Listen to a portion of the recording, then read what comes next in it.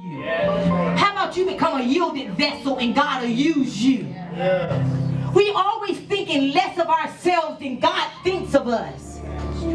When he looks at us, he thinks of us as so much more. I dealt with low self-esteem. For years, I didn't think I would, because you know why? Society told me that I would never be anybody.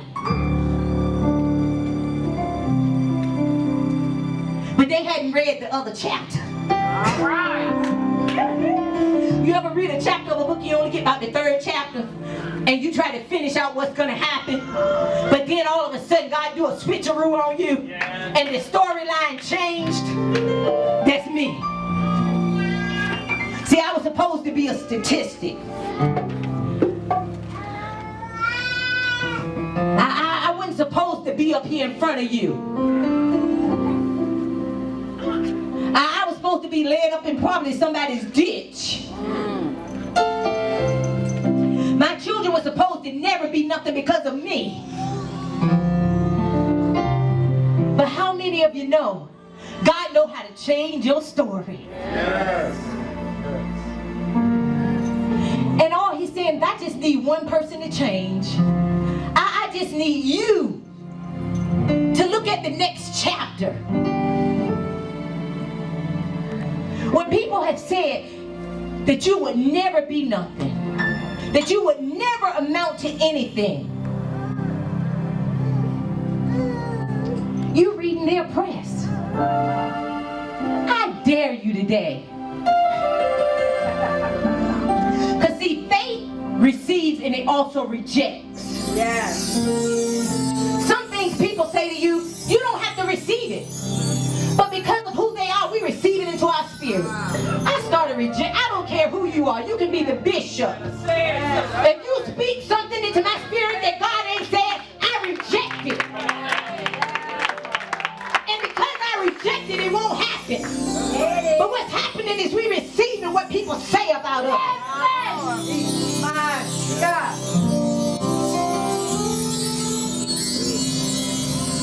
We're receiving the negativity that says we can't go to college. Our children can't go to college. I thank God, let me just share this. I thank God for my youngest son. Because my mentality, and this was since I've been in Christ, was I was prepping him. I'm like, well, my husband was retired military, so I'm thinking, well, that worked for us. So, you know, you can go in the military, and then my oldest son went into the military, that works for us. And then my daughter married somebody that went into the military, that works for us. And my dad was in the military, that works for us. So this is what we do. So then I had one son that went into the military, he didn't even last through boot camp. He was sitting back home, I'm like, what? Because this is what we do.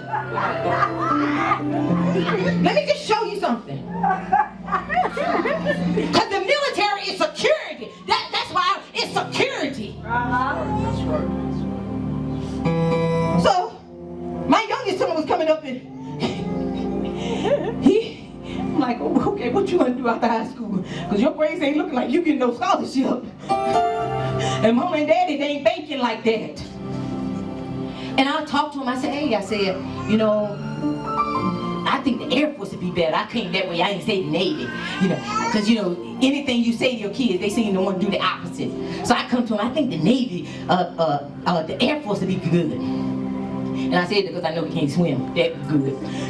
So he was like, and he stood tall to me respectfully. Oh, I ain't going to no military. What? Girl, I went to pray, Lord, in the name of Jesus. Because in my mind, that was the only way you were going to make it out of here if you go in the military. See that? Because otherwise, you might end up on a street corner selling drugs. That was my mentality. Wow. But I thank God that he stood toe-to-toe in respect. I ain't going to the military. And I would tell my husband, honey, look, when you talking to JJ, we setting it up, we tag teaming. Look, when you talking to him, just every now and again, interject the military.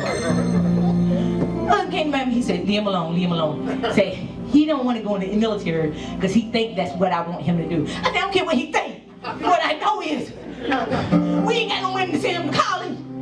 He ain't working in Wendy's all his life. Because my motto was, I wanted my children to do better, have more, fall and go further. I'm not in competition with my children. Every generation should go further. And I rebuke that spirit of the parents being in competition with their children. When my daughter got 16, I changed the way I dressed. Because I didn't want her to be in competition with me. Mama, can I borrow this? No, girl, let me borrow that. No. That's right. That's right. But anyway, he stood toe to toe and he said, oh, I'm not going to the military, I'm going to college. In my mind, I'm thinking, I had no faith. Oh, I had little faith. But not enough faith to believe God that he would be the first young man in our family to go to college. Wow. But he was persistent. And he said, I'm not going in the military, so we left it alone. We didn't do anything. I'm like, he came home one day and my husband, he went to an office state and they didn't accept him because of his GPA. To Old Dominion, and they didn't accept him because of his GPA. So my husband said, I ain't knocking Norfolk State. Go to Norfolk State, they'll take you. He went to Norfolk State and right in the orientation, they accepted him. And we liked Norfolk State because that was comfortable to us too. Because it was predominantly us. So we felt like he's an intelligent enough young man compared to others. And he could excel here. But that wasn't his plan. He was operating in faith more than I was. And I was standing here like I'm standing here today. This wasn't before Christ. This was in Christ. Wow. And he came back home and he was so excited. He said, I got in Norfolk State. I said, okay. And my husband was excited. I was excited. I'm like, okay, how are we paying for this? But we didn't worry about that. But he came home and he signed the papers and he went off to Norfolk State.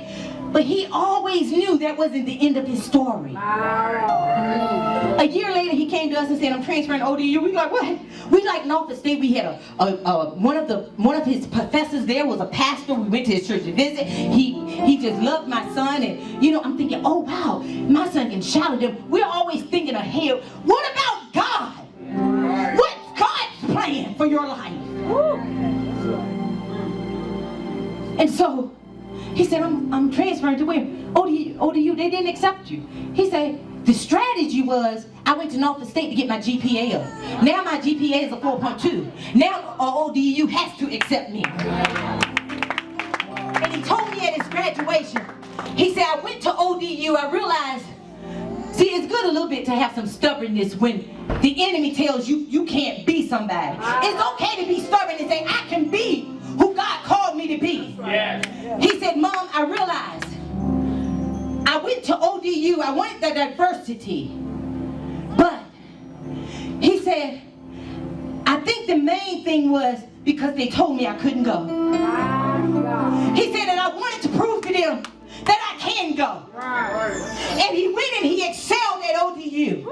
And I stand here today by faith. If I couldn't believe God for Norfolk State and ODU, do y'all know I'm believing God? My son is in his 3rd year of law school. He will graduate this year. And if you ask me how, all I can say is God did it.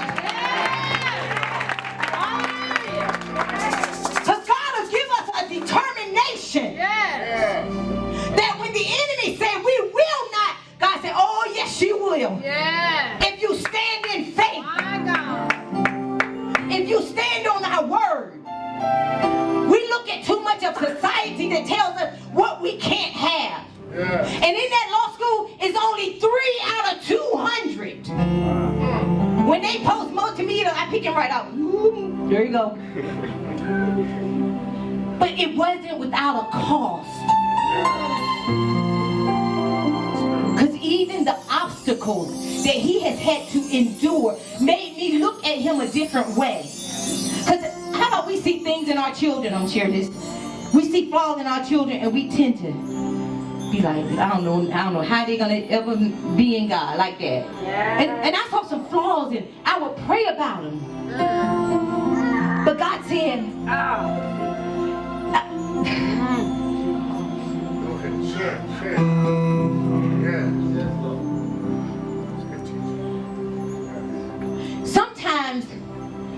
as his mother, I mistaken arrogance for confidence.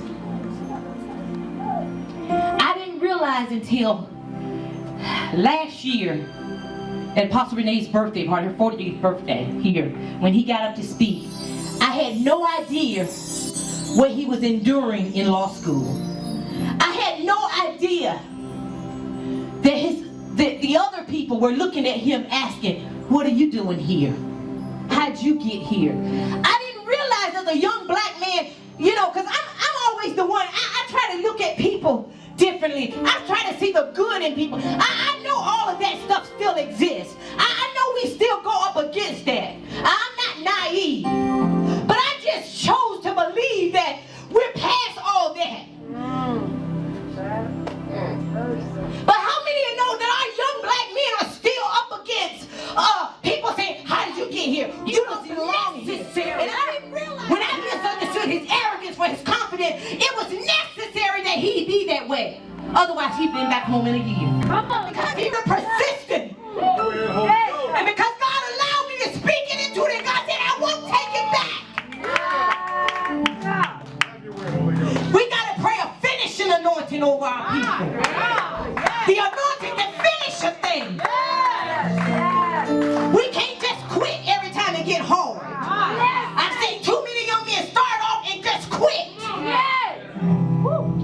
That's right. We got to exercise our authority and say they will not give up. And so I told my husband, I said, I didn't realize that he was going through that. And my husband said, well, I tried to tell you. I'm like, well, when? Because I just didn't get it. And as a mother, that hurts. Because for real, in my place, like, if I can beat them all up, I will. Right. But I had to trust God. But I say that don't let people write you off. So I pray an anointing to finish. I pray a different way. When he called me and he sounded weary and tired, I said, hey, you sound a little tired. I said, but you're going to make it. I said, you're almost there. I'm talking to him like he the little red engine. I think I can, I think I can, I think I can. And I'm looking so forward to next year going to New York and graduate. And I watch the TV because I'm going to be the only black woman up there probably cutting a step.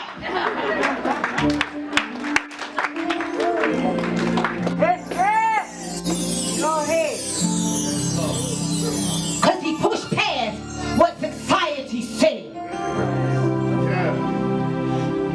He may not be number 12 in his class, but guess what? He's still in his class.